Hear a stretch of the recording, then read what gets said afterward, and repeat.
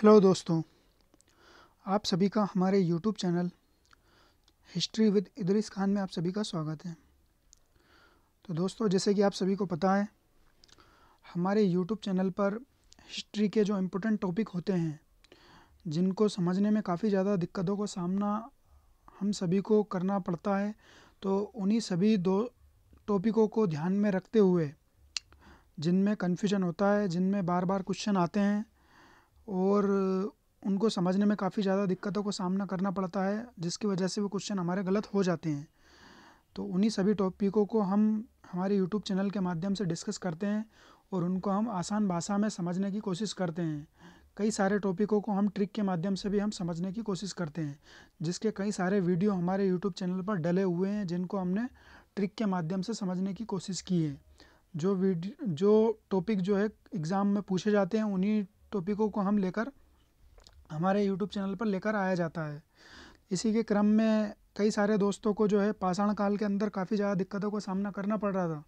तो उन्हीं सभी दोस्तों को ध्यान में रखते हुए और भी कई सारी चीज़ों को ध्यान में रखते हुए इस टॉपिक को हमने शुरू किया है, जिसका हमारा ये अंतिम पार्ट है। इससे पहले जो है हमारे 3 पार्ट आ चुके हैं। जो है हमारा अंतिम पार्ट है, इसके अंदर हम नवपाषाण काल के अंदर डिस्कस करने वाले हैं। इस पार्ट के अंदर हम नवपाषाण काल को आसान भाषा में समझने की कोशिश करेंगे और अंत में जो पुराने एग्ज़ामों में जो क्वेश्चन पूछे गए, जैसे PGT exam, TGT exam, GIC exam, ये जो एग्ज़ामों के अंदर इस टॉपिक से जो क्वेश्चन पूछे थे, उन क्वेश्चनों को भी हम सोल्व करेंगे, जिससे आपके जो भी कन्फ्यूजन है, जो भी डाउट है, पूरे क्लियर हो जाएंगे। और जो है दोस्तों, इस वीडियो को अंत तक ज़रूर देखें, जिससे आपका जो भी डाउट है, जो भी कन्फ्यूजन है, आपका पूरा कॉन्सेप्ट क्लियर हो जाएगा। तो दोस्तों, इस वीडियो को पूरा ज़रूर देखें और अंत तक बने रहे। तो दोस्तों, हम बिना समय गवाए चलते हैं हमारी स्लाइड के ऊपर, जहाँ हम इस टॉपिक के ऊपर डिस्कस करने वाले हैं। तो दोस्तों, जैसे कि हम स्लाइड पे आ चुके हैं, यहाँ पे हमारे टॉपिक का नाम लिखा हुआ है नवपाषाण काल। तो दोस्तों, आज के वीडियो में हम नवपाषाण काल के ऊपर ही डिस्कस करेंगे और इसके बाद जो है हमारा ये पाषाण काल वाला पूरा एरा ख़त्म हो जाएगा। और इस टॉपिक से जितने भी क्वेश्चन जो बनते थे, जो पुराने एग्ज़ाम से कुछ क्वेश्चन पूछे गए थे, उन्हीं क्वेश्चनों के माध्यम से हमने इस टॉपिक को समझने की कोशिश भी की है। इसी के क्रम में आज के इस टॉपिक में भी हमने कुछ क्वेश्चन आंसर को रखा है। तो दोस्तों, पूरे वीडियो को ज़रूर देखें और जो क्वेश्चन आंसर दिए हैं उनको भी हम सोल्व करेंगे, जिससे आपके पूरे कॉन्सेप्ट आपका क्लियर हो जाएगा। तो हम चलते हैं हमारी अगली स्लाइड के ऊपर। अब दोस्तों, सबसे पहले हम ये जो नवपाषाण काल है, इसको समझने के लिए यहाँ पे आप देख सकते हो, यहाँ पे कुछ विशेषताएं दी गई है। तो इन विशेषताओं को हम समझेंगे, इससे हमारा जो है यहाँ पे हमारा टॉपिक को जो है समझना आसान हो जाएगा। तो किस तरीके से जो है यहाँ पे सारी जो सुविधा, जो विशेषता स्टार्ट हुई है, किस तरीके से। तो जैसे कि आप सभी को पता है कि मध्य पाषाण काल और जो है हमारा निम्न पूर्व पाषाण काल के अंदर जो 3 पार्ट थे हमारे, निम्न पूर्व पाषाण काल, मध्य पाषाण काल और उच्च पूर्व पाषाण काल। तो इन सभी के अंदर जो है कृषि की पैदावार और कई सारी चीज़ों की पैदावार का अभाव हमको देखने को मिलता है। वहाँ पे औजारों की भी कमी थी, मगर ये सारी चीज़ों की कमी जो है मध्य पाषाण काल के अंदर जाके ये सारी चीज़ें कंप्लीट हो गई थी। मध्य पाषाण काल जो है क्रांति की काल था। फिर उसके बाद जो है नवपाषाण काल आया है। तो नवपाषाण काल के अंदर आके जो है सारी चीज़ें हमको देखने को मिल जाती है। तो सबसे पहले दोस्तों, यहाँ पे जो है कृषि की शुरुआत हो जाती है नवपाषाण काल के अंदर। तो इसको जो हम पूरा विस्तार से हम समझेंगे, मगर यहाँ पे हम थोड़ा ब्रीफ में आपको समझाने की कोशिश करते हैं। तो दोस्तों, जैसे कृषि की शुरुआत होती है, तो कृषि की शुरुआत होने के साथ ही क्या होता है कि कृषि की रक्षा हेतु स्थायी आवास बना लिया जाता है। जैसे कि आप सभी को पता है दोस्तों, अगर यहाँ पे अगर कोई सा अगर खेत है और खेत पे अगर हम कोई फसल वगैरह अगर लगाएंगे, तो ये जैसे कि फसल लगा दिए, तो इस फसल की रक्षा करने के लिए अब यहाँ पे आवास बनाना पड़ेगा। तो आवास बनाने के लिए क्या है, यहाँ पे पक्का आवास बनेगा। तो अब जब पक्का आवास बनेगा, तो यहाँ पे जो है घरों का विकास होने लग जाएगा। जैसे कि कहने का मतलब है, शुरुआत में तो कच्चा आवास बनेगा, पर धीरे धीरे जो है किसान क्या करेगा कि यहाँ पे पक्का आवास बना लेगा। तो पक्का आवास बनाने के साथ ही यहाँ पे घरों का विकास हो जाएगा। अब जैसे घरों का विकास होगा, तो धीरे धीरे जो है यहाँ पे गांव का विकास देखने को मिल जाएगा। तो दोस्तों, अब जैसे अब यहाँ पे एक घर बना, फिर दूसरा घर बना, तीसरा घर बना। इस तरीके से जो है यहाँ पे गांव का विकास हो जाएगा। अब जैसे गांव का विकास होगा तो दोस्तों अब यहाँ पे कृषि की पैदावार हो ही रही है। जब कृषि की पैदावार जब अच्छी तरीके से होगी, उत्पादन में जब अधिशेष बचने लगेगा, तो फिर क्या होगा कि मृद भांड बनाने लग जाएंगे।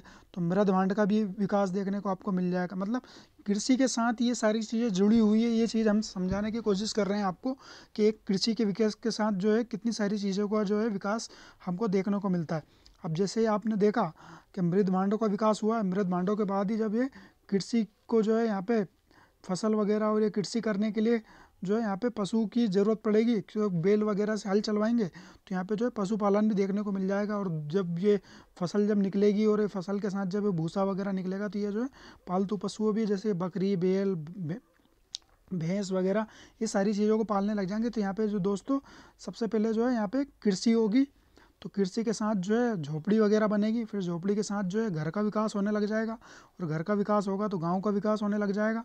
और फिर यहाँ पे जो है मृद भांड बनने लग जाएंगे। मृद भांड के साथ ही जो है दोस्तों यहाँ पे जो है पशुपालन जो है, यहाँ पे पशुपालन जो है शुरुआत हो जाएगी पशुपालन की। तो दोस्तों ये सारी चीज़ें जो है कृषि के विकास के साथ जुड़ी हुई, ये सारी चीज़ें हमने आपको समझाने की कोशिश की है। जैसे कि आप सभी देख सकते हो यहाँ पे जो है आवास वगैरह जो है ये बने हुए हैं। तो ये सारी चीज़ें जो है एकदम से शुरुआत नहीं हुई, यहाँ पे धीरे धीरे धीरे धीरे करके जो सारी चीज़ों की शुरुआत हुई है। और ये जो देख सकते हो आप मृद भांडों का भी हो रहा है, और ये जो शिकार वगैरह ये सारी चीज़ें जो है शुरुआत हो रही है।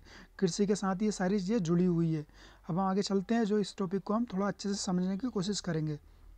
अब यहाँ पे हम औजारों को देख लेते हैं दोस्तों। सबसे पहले हमने औजारों को देखा था, आपको एक बार और मैं ब्रीफ में समझा दूं कि सबसे पहले हमने निम्न पूर्व पाषाण काल के औजारों को देखा था, तो जो फलक क्या बोलते हैं कोर पत्थरों के थे। फिर उसके बाद जो है फलक पत्थरों से औजार बने हैं जो हमारे मध्य पूर्व पाषाण काल। फिर उसके बाद जो है औजारों को जो है तेज करके ब्लेड बना दिया किसमें, उच्च पूर्व पाषाण काल के अंदर। और फिर उसके बाद मध्य पाषाण काल आता है दोस्तों। तो मध्य पाषाण काल के अंदर क्या होता है, उन औजारों की साइज घटा के 1 से 5 सेंटीमीटर कर दी जाती है। अब दोस्तों होता क्या है, नवपाषाण काल के अंदर जो है हड्डियों के औजार बनने लग जाते हैं, और जो है नए नए पत्थरों के औजार बनने लग जाते हैं। देख सकते हो आप, ये सारे जो है नए नए तरीके के औजार बनने लग गए हैं।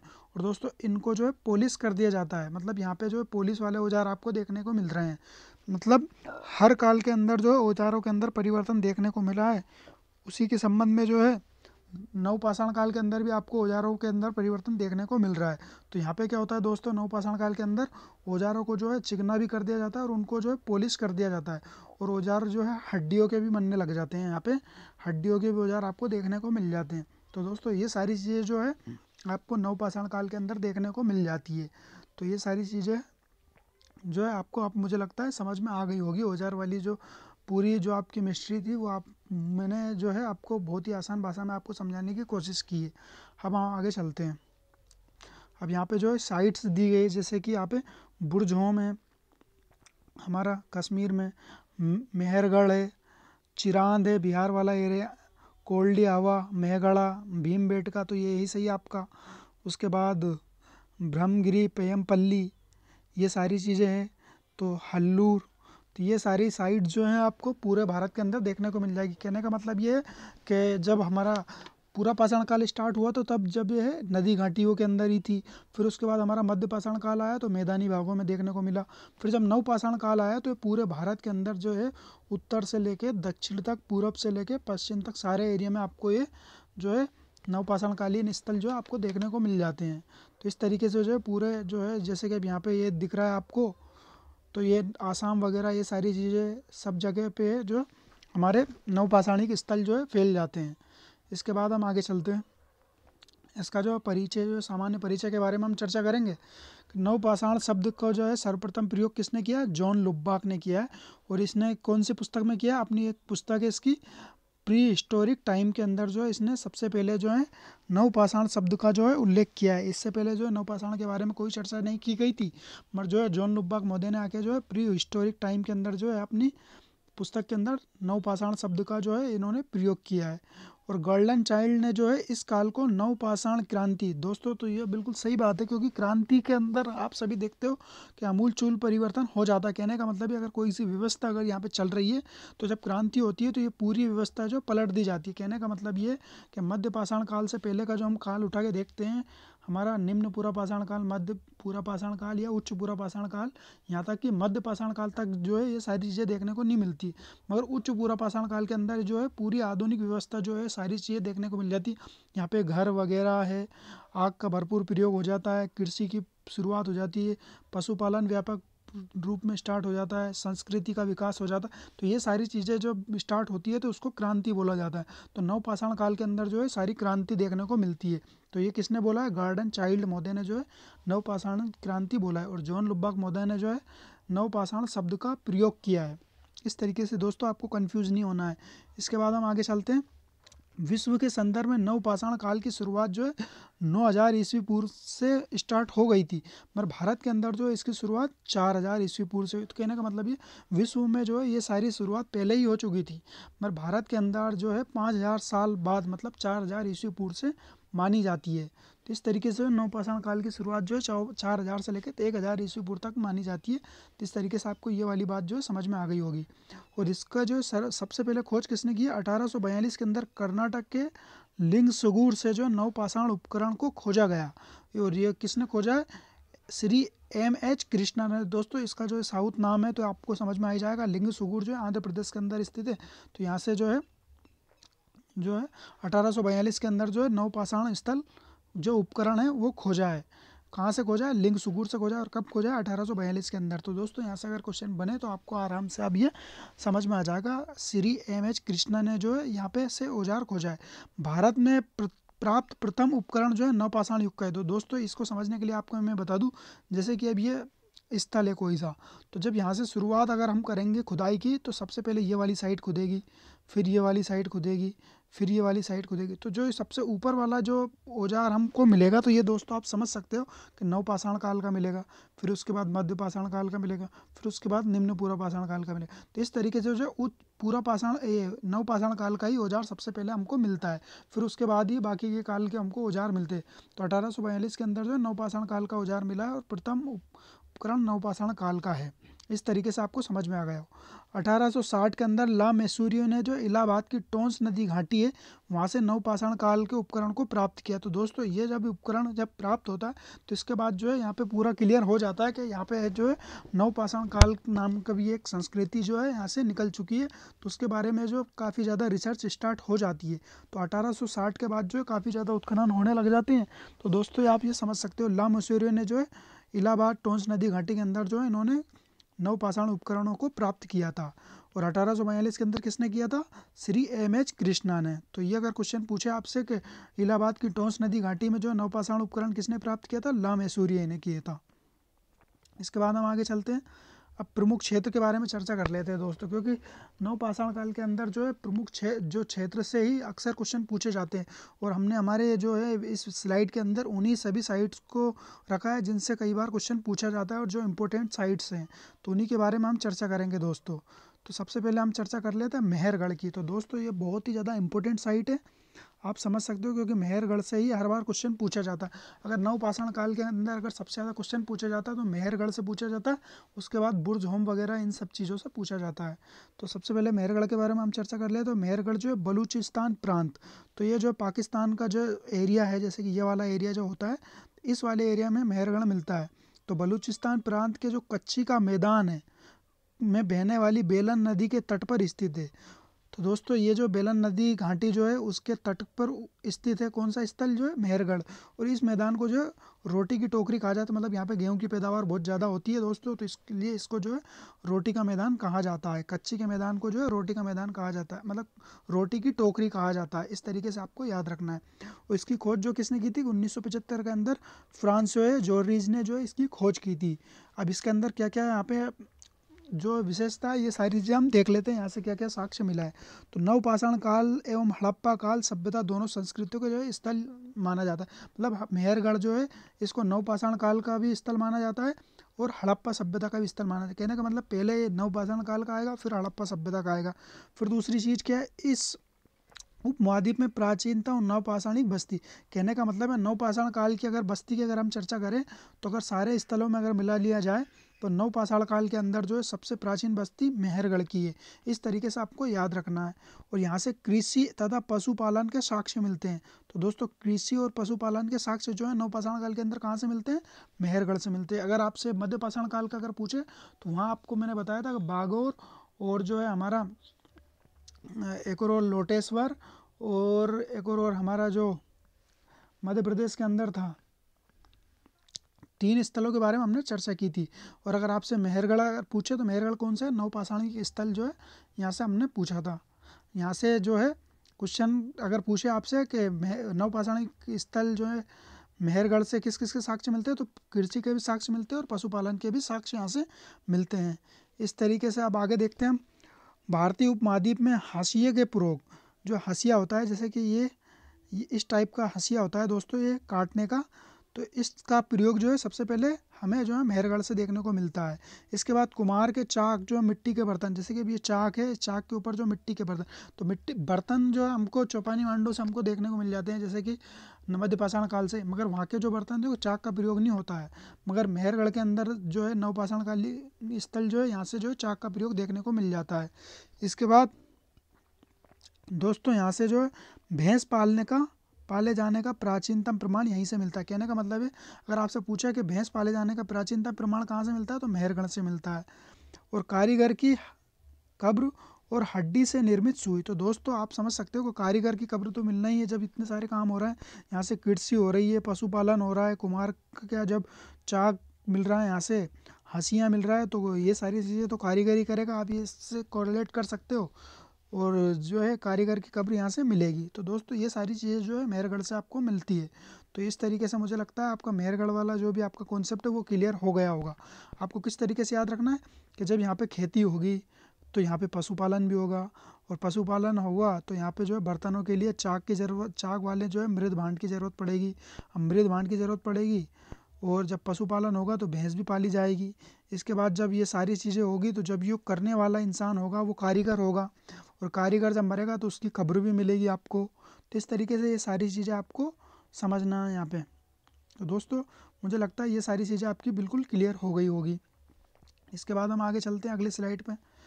अब दोस्तों यहाँ पे ये मोस्ट इम्पोर्टेंट फैक्ट है, राणा गुंडई से जो है घोड़े के जबड़े के 4 दांत मिले। अगर आपसे घोड़े का अगर साक्ष्य पूछा जाए कि नवपाषाण काल के अंदर घोड़े के साक्ष्य कहाँ से मिलते हैं, तो राणा गुंडई से मिलते हैं।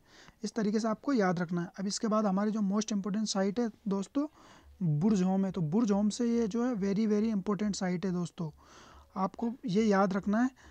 बुर्ज होम जो है नवपाषाणिक स्थल है, और यहाँ से क्या क्या चीज़ें मिलती है इसके बारे में हम चर्चा करते हैं। सबसे पहले इसकी खोज किसने की है?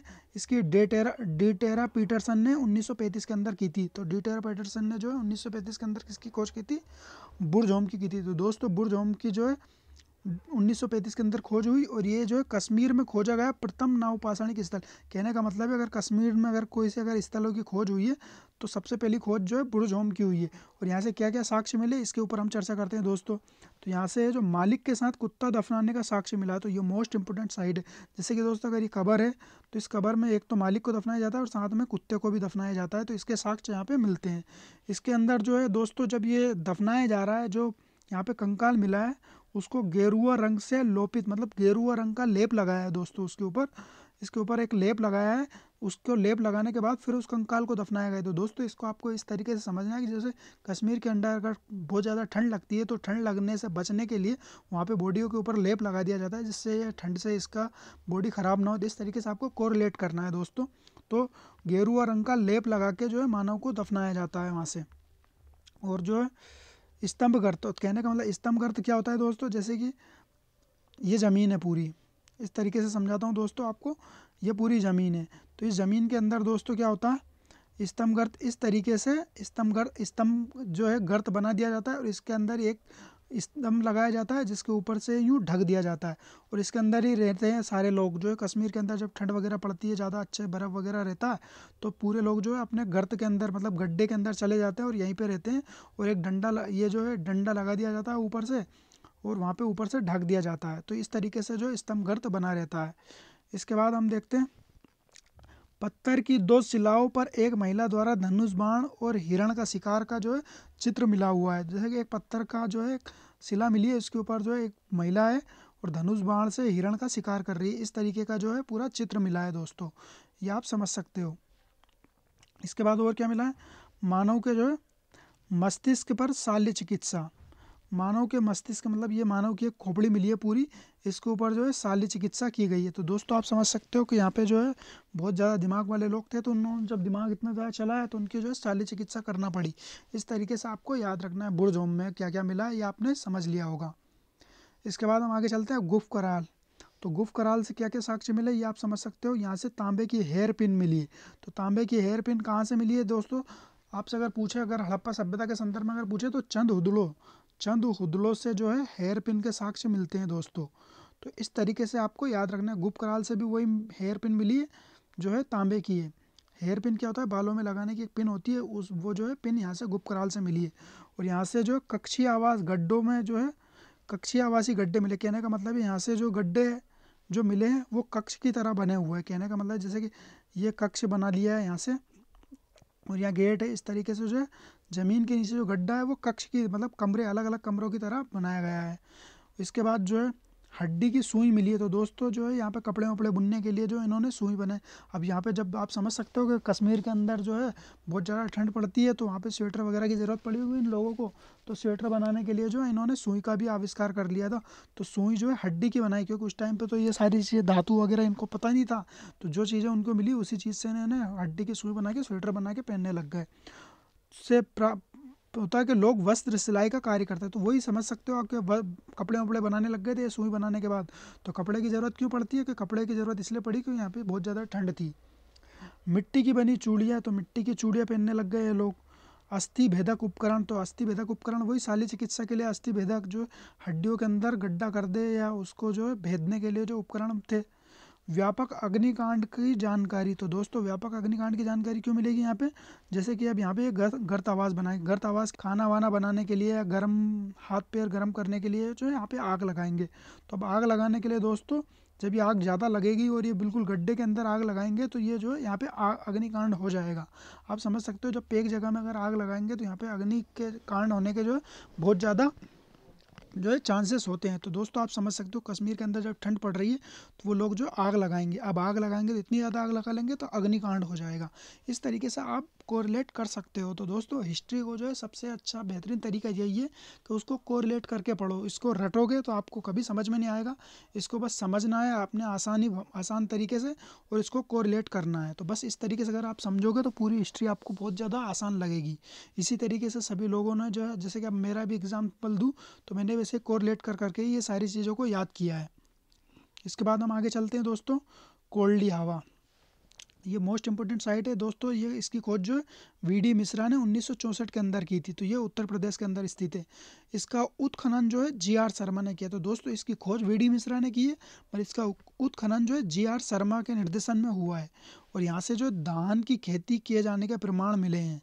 कोल्डी हवा से जो है कौन सी खेती की गई है, धान की खेती। तो आज भी यूपी के अंदर जो है धान की पैदावार बहुत ज़्यादा होती है। तो दोस्तों जो है धान की पैदावार जो है पूरे नवपाषाण काल से ही देखने को मिल रही है। तो धान की जो बहुत ज़्यादा पैदावार हुई है, और कौन सी, ओराइजा सटाइवा जो है यहाँ की जो है धान की जो क्वालिटी थी, कौन सी, ओराइजा सटाइवा नाम की जो धान थी उसकी पैदावार हुई है। और डोरी छाप मृद भांड, अब दोस्तों जब ये सारी चीज़ें होगी तो अब मृद भांड के अंदर ही कुछ ज़्यादा विकास आपको देखने को मिलेगा। तो जो है जैसे कि डोरी छाप मृद भांड क्या होता है दोस्तों, यहाँ पे मृद भांड बनेगा और यहाँ पे जो है डोरी छाप जो है मृद भांड आपको देखने को मिलेगा। तो डोरी छाप मृद भांड कहाँ से मिलेगा, चौपानी मांडो से। और डोरी छाप मृद भांड कहाँ से मिलेगा, कोल्डी हवा से। इस तरीके से आपको याद रखना है। अब मेहगढ़ा से जो पशुओं का आयतिकार बाड़ा मिला है, जिसे गौशाला बोला गया। जैसे कि अब यहाँ पे हम समझ सकते हैं मेहगढ़ा, गढ़ा से बाड़ा, गढ़ा से बाड़ा, बाड़ा याद रखना है आपसे, मेहगढ़ा से बाड़ा। तो कितने द्वार है इसके अंदर, 3 द्वार है। एक द्वार यहाँ हो गया, एक द्वार यहाँ हो गया, एक द्वार यहाँ हो गया। इस तरीके से जो है 3 द्वार वाली जो है गौशाला मिली है यहाँ पे। तो यहाँ पे बहुत सारी गायें बंधी हुई होगी, गायें रोकने के लिए जो यहाँ पे बाड़ा बनाया उसी को है जो गौशाला बोला है। तो कहाँ से मिला है, जहाँ से गाड़ा मिला है वहीं से बाड़ा मिला है। तो महागढ़ा बाड़ा, इस तरीके से आपको याद रखना है। अब चिरांद की बात कर लेते हैं हम दोस्तों। चिरांद जो है बिहार के अंदर सारण जिले में 4 नदियों के संगम पर स्थित है। तो दोस्तों बिहार के अंदर स्थित है चिरांद। यहाँ से जो हड्डी के बने उपकरण मिले जो हिरण की सींग से निर्मित है। तो दोस्तों मोस्ट इंपोर्टेंट फैक्ट है, और यहाँ से जो कई बार क्वेश्चन पूछा गया है कि हड्डी के बने सबसे ज़्यादा उपकरण कहाँ से मिले नवपाषाण काल के अंदर। अगर पूछे कि नवपाषाण काल के अंदर हड्डी के जो है उपकरण सबसे ज़्यादा कहाँ से मिले, तो चिरान से मिले। और किसकी हड्डी के उपकरण है दोस्तों, यहाँ पे हिरण के सींग की हड्डी से निर्मित है। और यहाँ पे जो सार्वजनिक भोजन का केंद्र मिला है, कहने का मतलब ये यहाँ पे एक बड़ा सा चबूतरा मिला है जिसके अंदर बड़े से चूल्हे बने हुए हैं, तो ये जो है सार्वजनिक भोजनालय इसको बोला गया है। तो मतलब यहाँ पे बताया गया कि यहाँ पे जो है सार्वजनिक लोग जो है मतलब लोकल पब्लिक जो खाना वगैरह खाती होगी, तो उसके लिए खाना बनाने का जो है ये भोजनालय है। तो इस तरीके से आपको याद रखना है चिरांद के अंदर। और अग्निकांड, जब जब यहाँ पे इतना बड़ा प्रोग्राम होगा, इतने सारे चूल्हे जलेंगे, इतना सारा खाना बनेगा, तो अग्निकांड होना ही है। आप इसको बस कोरिलेट कर सकते हो। हाथी दांत की जो है हड्डी की बनी चूड़ी और हड्डी का बना लटकन मिला है। तो चिरांद का जो है भाई बिहार के अंदर है, तो बिहार के अंदर तो वैसे बाहुबली लोग हैं, तो उन्होंने हड्डी ये जो है हाथी का जो है शिकार किया होगा। अब शिकार करने के बाद क्या करना है उनके, भाई हाथी दांत का निकाल के उन्होंने चूड़ी बना ली। अब चूड़ी बना ली तो अब बहुत सारा दांत था, तो आधे की चूड़ी बना ली और आधे का जो है लटकन बना लिया इन्होंने। इस तरीके से आपको याद रखना है। चिरांद के अंदर जो है बहुत ज़्यादा स्ट्रॉन्ग और बहुत ज़्यादा बाहुबली लोग होते हैं, तो उन्होंने हाथी पकड़ लिया, हाथी पकड़ के उसके दांत की जो है चूड़ी बनाई और लटकन बना लिया। और जो है शिकार वगैरह करने का शौकीन थे, तो इन्होंने जो सींग हिरण के सींग से जो उपकरण बनाए, मतलब अपने जो औजार बनाना है, जैसे कुछ बनाना है, इनको चाकू बनाना है, तीर बनाना है या कुछ भी बनाना है, तो इन्होंने हिरण के सींग से औजार बनाए। इस तरीके से आपको याद रखना है। इसके बाद जो है दोस्तों अब हम यहाँ पे देखते हैं कि टीजे न्यूबोल्ट ने जो है कुबगल में सबसे पहले राख के टीले को खोजा। तो दोस्तों आप समझ सकते हो कि राख के टीलों का भी अपना एक अलग ही महत्व है। तो इससे पहले जो है राख के टीलों के बारे में किसी को कोई जानकारी नहीं थी, मगर जो है इन्होंने जो है राख के टीलों को सबसे पहले जो है कुबगल के अंदर खोजा। राख के टीलों को आंध्र प्रदेश में राख के टीले अब इन्होंने खोज तो लिया, मगर कहाँ कहाँ से क्या क्या मिला है, तो आंध्र प्रदेश के उतनूर से और पलवऊ से मिला है। मतलब दो स्थल तो ये मिले हैं यहाँ से राख के टीले, और कर्नाटक के कुबगल और पिकली हल से और बुद्धि हल से, मतलब 5 जगहों से जो है राख के टीले मिले। तो राख के टीलों का होता क्या है दोस्तों, कि जब नवपाषाण काल के अंदर जब पशुपालन होता था, तो उन पशुओं का जो मल मूत्र होता था, उन सभी को जो है गोबर का इन सबका ढेर लगा लिया जाता है एक जगह। और जब पूरा ये ढेर लगा लिया जाता है, तो जब पूरा ढेर लगा लिया जाता है, तो पूरे साल के अंदर जो है ये इन्होंने एक सांस्कृतिक फेस्टिवल के तौर पे उस पूरे ढेर के अंदर आग लगाते थे, और आग लगा के जो गोल गोल घूमते थे, अभी पूरा मतलब तमाशा करते थे। और पूरा जब ये आग जल जाती थी, तो इसकी जो है राख निकलती थी, इस राख को जो है अपने घरों के अंदर प्लास्टर करते थे, अपने घरों का जो फर्श बनता था उसमें लगाते थे, जो अपने घरों की दीवारें बनती थी उसके अंदर लगाते थे। इस तरीके से जो है इन्होंने राख का यूज़ किया है। तो जो है दोस्तों 5 जगह से जो है आंध्र प्रदेश में कहाँ से, उतनूर और पलवाई से, कर्नाटक के अंदर कुबगल से, पिकली हल से और बुद्धि हल से, इस तरीके से जो है 5 जगहों से जो है राख के टीले इनको मिले हैं। और टीजे न्यूबोल्ट ने जो है कुबगल से राख के टीलों को खोजा है। बेल्लारी से जो है दक्षिण भारत में पाषाण औजार बनाने का प्राचीनतम कारखाना मिला है। अगर आपसे पूछे कि कहाँ से जो है पाषाण औजार बनाने का जो कारखाना कहाँ से मिला है, जो सबसे प्राचीनतम है, तो बेल्लारी से मिला है। बेल्लारी कहाँ पे है, दक्षिण भारत के अंदर स्थित है दोस्तों। इसके बाद वटगल से जो है सुपारी के साक्ष्य मिले। तो दोस्तों अब यहाँ पे जो है आप देख सकते हो कि सुपारी वगैरह की भी जो है यहाँ पे अब फरमाइश आने लगी इन लोगों की। तो अब ये जो है चावल का भी साक्ष्य मिल गया और मृद भांड का भी साक्ष्य मिल गया। अब यहाँ पे जो है सुपारी की कमी थी, तो सुपारी का भी साक्ष्य यहाँ पे देखने को मिल जाता है। इसके बाद दोस्तों पेयमपल्ली जो तमिलनाडु का प्रमुख स्थल है। तो दोस्तों ये जो है साउथ में जो तमिलनाडु है, वहाँ पे जो पेयमपल्ली स्थल है, ये तमिलनाडु का प्रमुख स्थल है। इस तरीके से आपको याद रखना है। तो ये पेयमपल्ली जो है तमिलनाडु का स्थल है। इसको अब बस तमिल भाषा के अंदर जो नाम होते हैं उस तरीके से आपको याद रख सकते हो, तमिलनाडु के अंदर स्थित है। इसके बाद हम आगे देखते हैं दोस्तों, यहाँ पे हम नवपाषाणकालीन जो स्थलों के बारे में हमने चर्चा कर ली है सारी। अब इसकी जो क्या क्या विशेषता है इसके बारे में हम चर्चा करेंगे। तो दोस्तों आपको बस इन्हीं सभी साइट को याद रखना है, क्योंकि अक्सर जो क्वेश्चन जो है यहीं सबसे बनता है। मगर आपको अगर और भी ज़्यादा डीप पढ़ना है तो पूरी किताबें भरी पड़ी है, तो मुझे नहीं लगता है कि ज़्यादा चीज़ें यहाँ से आपको पढ़ना चाहिए। जो इंपॉर्टेंट है वही चीज़ें अगर आप पढ़ोगे तो ही सही रहेगा। बाकी आपको नॉर्मल फैक्ट के तौर पर अगर कुछ भी ज़्यादा चीज़ें अगर आपको याद रखनी है और भी नॉलेज आपको इंक्रीज़ करना है, तो आप बढ़िया से बेहतरीन से किताबें पढ़ो, कोई दिक्कत नहीं। मगर आपको एग्ज़ाम से रिलेटेड अगर याद रखना है तो ये सारी चीज़ें आपके लिए सफिशिएंट है। अब आप यहाँ पे विशेषता के बारे में हम चर्चा कर लेते हैं। नवपाषाण काल के अंदर ही जो है पशुपालन एवं चाक निर्मित मिट्टी के बर्तनों का निर्माण हुआ। तो दोस्तों पशुपालन की शुरुआत तो आपको मध्य पाषाण काल के अंदर देखने को मिल जाती है, मगर व्यापक रूप से जो पशुपालन होता है वो नव पाषाण काल के अंदर देखने को मिलता है। इसी तरीके से मृद भांड की शुरुआत भी आपको जो है मध्य पाषाण काल के अंदर चौपानी भांडों से आपको देखने को मिल जाता है, मगर मिट्टी का जो चाक निर्मित मृद भांड है वो आपको नव पाषाण काल के अंदर ही देखने को मिलता है। तो ये सारी चीज़ें जब आपको देखने को मिलती है तो आपको जो है घरों का विकास भी आपको देखने को मिलेगा, पक्के मतलब जो है झोपड़ियाँ जो है अच्छे कंडीशन में आपको देखने को मिल जाती है। तो ये सारी चीज़ें जब हो जाती है तो इसी को जो है क्रांति बोला जाता है। इसके बाद और क्या होता है दोस्तों, अब यहाँ पे जो आग का व्यापक प्रयोग होता है, कहने का मतलब है आग की जानकारी मध्य पाषाण काल के अंदर हो जाती है, मगर आग की खोज जो है, आग की खोज तो हो जाती है, मगर आग का व्यापक प्रयोग, जैसे खाना बनाने के लिए इनको आग का प्रयोग करना है, और जानवरों से रक्षा करने के लिए आग का प्रयोग करना है, और जो है जंगलों को जलाने के लिए जो है आग का प्रयोग करना है। तो ये सारे प्रयोग जो है इन्होंने नव पाषाण काल के अंदर किए। इस तरीके से आपको ये समझना है। मगर अब ये सारी चीज़ें जब हो जाती है तो दोस्तों गार्डन चाइल्ड महोदय ने जो है नव पाषाण कालीन को जो है क्रांति कहा है। तो गार्डन चाइल्ड ने जो है नवपाषाण क्रांति किस लिए कहा है, इन्हीं सब चीज़ों की वजह से नवपाषाणिक क्रांति कहा है। इस काल का मानव जो उत्पादक की भूमिका में आ गया था। कहने का मतलब ये जो इससे पहले के जितने भी मानव थे ये सारे जो है खाने पीने के चक्कर में लगे रहते थे, बस हमको खाना है, हमको कुछ नहीं करना है। मगर होता क्या है कि नवपाषाण ये जो नवपाषाण काल के अंदर जो है ये जो है उत्पादन करने लग गया था। कहने का मतलब ये कृषि वगैरह करने लग गया था, और जो है भोजन को जो है बचा के रखने, स्टोर करके रखने लग गया था। इस तरीके से सारी चीज़ें जो है नवपाषाण काल के अंदर देखने को मिलती। मगर होता क्या है, उससे पहले के जितने भी काल के जो लोग हैं इन सारे लोगों ने बस अपने पेट भरने से मतलब रखा, उनको कोई मतलब नहीं दुनियादारी से बाहर में जाए, कोई मतलब नहीं, हमें बस अपना पेट पालना है, बस इतनी चीज़ों से उन्होंने मतलब रखा था। उन्होंने कोई उत्पादन नहीं किया था, उन्होंने बस पकड़ा और खाया, कंदमूल उठाया और खाया, इससे मतलब रखा और कोई मतलब नहीं। मन नवपाषाण काल के अंदर जो है इन्होंने कृषि करना स्टार्ट कर दिया, भोजन को जो पका के मतलब फुल वीआईपी तरीके से ये रहने लग गया था। इसके बाद हम ये थोड़ी सी स्लाइड के माध्यम से हम समझने की कोशिश करेंगे गार्डन चाइल्ड ने जो है किस तरीके से जो है ये सारी चीज़ों को जो क्रांति का काल हमको बताया है। तो यहाँ पे हम देखते हैं कि नवपाषाण काल के अंदर क्रांति किस तरीके से होती है। तो दोस्तों आपको सबसे पहले जो यहाँ पे आग की खोज दिख जाएगी। आग की खोज जैसे होती है तो ये जो नवपाषाण काल के जो व्यापक प्रयोग होता है, तो ये सबसे क्रांतिकारी परिवर्तन होता है। अब होता क्या है दोस्तों, आग की खोज तो हो गई, आग की खोज के बाद जो है सबसे पहले जो है यहाँ पे कृषि और पशुपालन स्टार्ट होता है।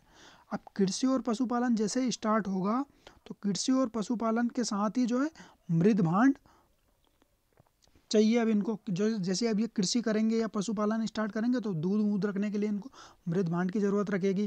कृषि अगर होगी तो अनाज रखने के लिए जब अधिशेष होगा तो उसके लिए भी मृद भांड की ज़रूरत होगी।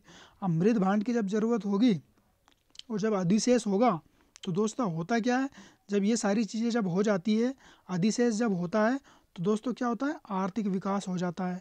अब आर्थिक विकास जैसे होगा, जैसे कहने का मतलब है यहाँ पे कृषि का जो पैदावार हो रही है, अब कृषि की पैदावार हो रही है तो यहाँ पे अधिशेष बच रहा है, तो अधिशेष बचने के लिए क्या होता है, मृद भांड की ज़रूरत हो रही है।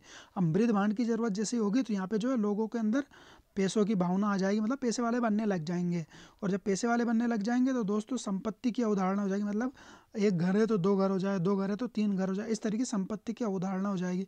अब संपत्ति की अवधारणा जैसे होगी तो यहाँ पे रूल रेगुलेशन स्टार्ट हो जाएंगे कि समाज में किस तरीके से रहना है, भाई किस तरीके से घर बनाना है, किस तरीके से घर नहीं बनाना है, इस तरीके से सारी चीज़ें स्टार्ट हो जाएगी।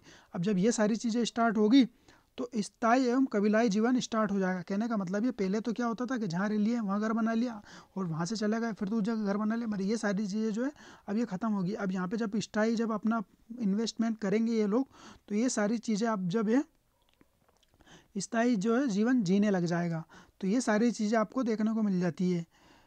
और नियम में क्या होगा, उत्तराधिकारी नियम, संपत्ति, परिवार आदि ये सारी चीज़ें, रूल रेगुलेशन, ये सारी चीज़ें मतलब आपको खाना बदोश जीवन में देखने को नहीं मिलेगी। मगर ये जो वीआईपी लोग हो जाएंगे, जब पैसे वाले लोग हो जाएंगे, तब ये रूल रेगुलेशन स्टार्ट होगा, उत्तराधिकारी का नियम स्टार्ट होगा, संपत्ति का बंटवारा, परिवार, घर, ये सारी चीज़ें आपको जब ये पैसे आ जाएगा उसके बाद ये सारी चीज़ें देखने को मिलेगी।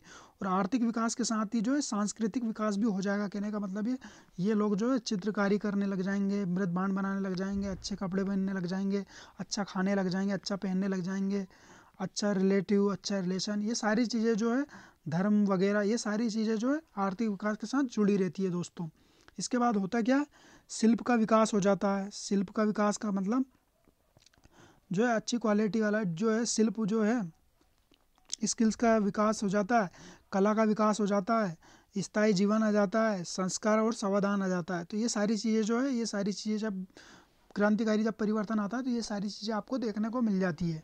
तो दोस्तों ये सारी चीज़ों का एक क्रम बताया गार्डन चाइल्ड मोदी ने। सबसे पहले कृषि का विकास होगा, जब अधिशेष बचेगा तो अधिशेष से आर्थिक विकास आएगा, आर्थिक विकास से जो है संपत्ति की धारणा आएगी, फिर नियम निर्धारण और जो है रूल रेगुलेशन और स्थायी जीवन बन जाएगा। इस तरीके से जो है पूरा जो है आधुनिक मानव का जो समाज है उस तरीके से डेवलप हो जाएगा।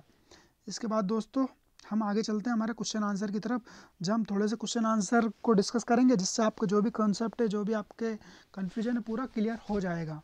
तो दोस्तों आप सभी को बस क्वेश्चन को गेस करना है और राइट आंसर हम बताएंगे जिस तरीके से आपको मैच करना है।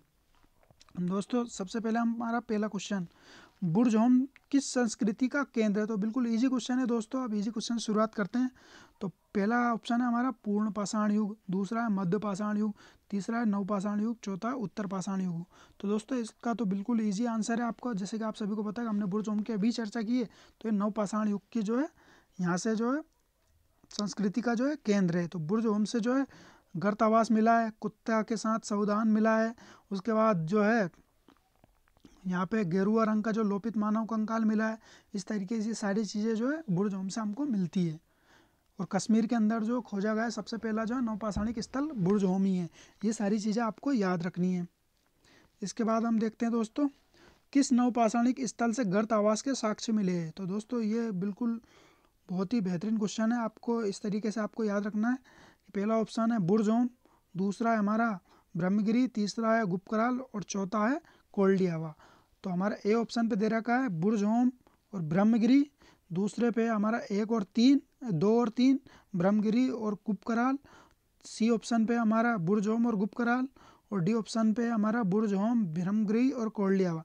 तो दोस्तों ये जो है जीडीसी जो एग्ज़ाम होता है उसके 2017 में जो एग्ज़ाम हुआ था उसके अंदर क्वेश्चन पूछा गया था। दोस्तों इसका जो राइट आंसर है ऑप्शन नंबर सी हमारा राइट आंसर। तो बुर्ज होम के अंदर भी गर्तावास मिला है और गुप्तकाल के अंदर भी गर्तावास मिला है। और गुप्तकाल के अंदर तो जो अग्निकांड का भी साक्ष्य मिला है दोस्तों। अग्निकांड का साक्ष्य कहाँ से मिला है? गुप्तकाल के अंदर मिला है।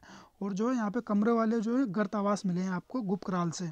इस तरीके से आपको याद रखना है। तो दोनों जो है गर्तावास के साक्ष्य मिले और ये जो दोनों जो कश्मीर के अंदर के जो है ये नवपाषाणिक स्थल है।